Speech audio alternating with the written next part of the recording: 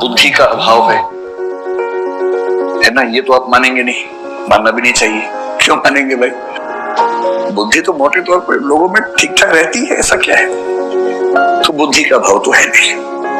एक आध कोई बच्चा ऐसा हो सकता है कि उसकी रीजनिंग बहुत कमजोर है, मैथ्स बहुत कमजोर है, इसलिए उसी से कर नहीं पाता, उसकी बात अलग है। लेकिन जनरली आप में से एक भी ऐसा बच्चा नहीं है जो इसलिए प्रीलिम्स पास नहीं कर पा रहा कि उसकी कैपेबिलिटीज में कमी है। मैं तो ऐसा नहीं मानता हूं, आपको भी नहीं मानना चाहिए। तो क्या वजह हो सकती है? एक वजह हो सकती है कि आपकी मेहनत में कमी है।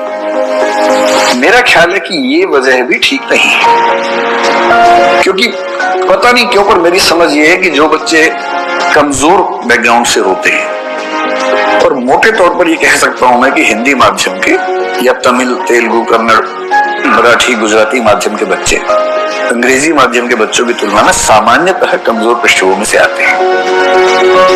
और जो जितनी कमजोर पृष्ठभूमि से उसमें मेहनत करने की क्षमता उतनी ज्यादा होती है। ये जनरल ट्रेंड दुनिया भर में, इसलिए आप देखेंगे भारत के लोग अमेरिका जाकर झंडे गाड़ देते हैं, क्योंकि वहां वो कमजोर है। तो वहां वो रात दिन मेहनत करते हैं जिंदगी बेहतर बनाने के लिए, एकदम झंडे गाड़ देते हैं।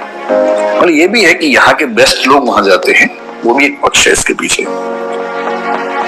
तो ये वजह भी नहीं है कि आप क्यों नहीं सिलेक्ट हो पा रहे।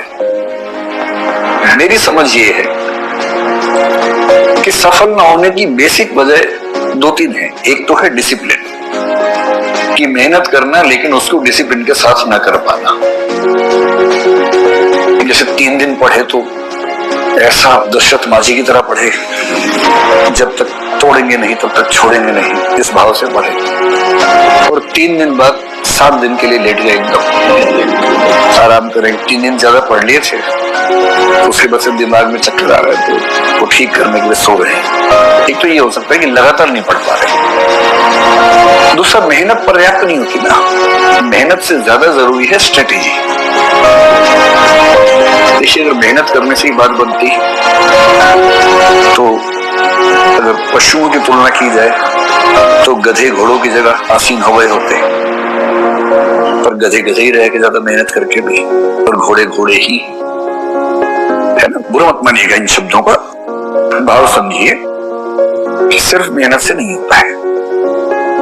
कितनी मेहनत कहाँ करनी है, किस गति से, किस अनुपात में, किस त्वरा के साथ, किस त्वरा मतलब स्पीड के साथ करनी है, ये सब अगर गाइडेंस पूरी आपके पास हो, या तो स्ट्रेटेजी आप खुद बहुत अच्छी बनाने में माहिर हो। जैसे मैं जब विद्यार्थी था, मुझे ऐसा लगता था कि स्ट्रेटेजी बहुत आसान चीज है, इसमें क्या दिक्कत है। और मुझे कभी किसी की जरूरत पड़ी नहीं स्ट्रेटेजी बनाने में, क्योंकि सबका अपना अपना माइंड होता है। मेरा जो तरीका है सोचने का वो एल्गोरिथमिक ज्यादा है, तो वो स्ट्रेटेजी बन जाती है आराम से, दिक्कत नहीं आती।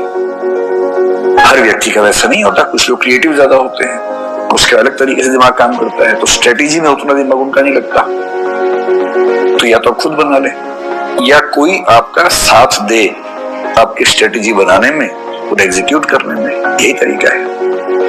तो मैं स्ट्रेटेजी प्लस गाइडेंस एक साथ लिख देता हूं, तो आप समझ पाएंगे कि इस प्रोग्राम के पीछे हमारा मंतव्य क्या है, उद्देश्य क्या है। ठीक है। तीसरा क्या होता है, जैसे हम में से कई लोग ओवर कॉन्फिडेंस के शिकार होते हैं, कुछ लोग अंडर कॉन्फिडेंट होते हैं। और मैं अपनी क्लासेस में ये बात कई बार समझाता हूँ, किसी के कॉन्फिडेंस से किसी के व्यक्तित्व का आकलन नहीं करना चाहिए। चारों संभावनाएं, जबरदस्त व्यक्तित्व, जबरदस्त कॉन्फिडेंस, ये हो सकता है। जैसे मोदी जी, ये भी हो सकता है कि व्यक्तित्व जबरदस्त ना हो और कॉन्फिडेंस जबरदस्त हो। इसका एग्जांपल मैं नहीं दूंगा, है ना? वैसे देश का माहौल ठीक नहीं, पता लगा इसी पे किसी ने मार दिया और कहा कि यूक्रेन से बम आया था।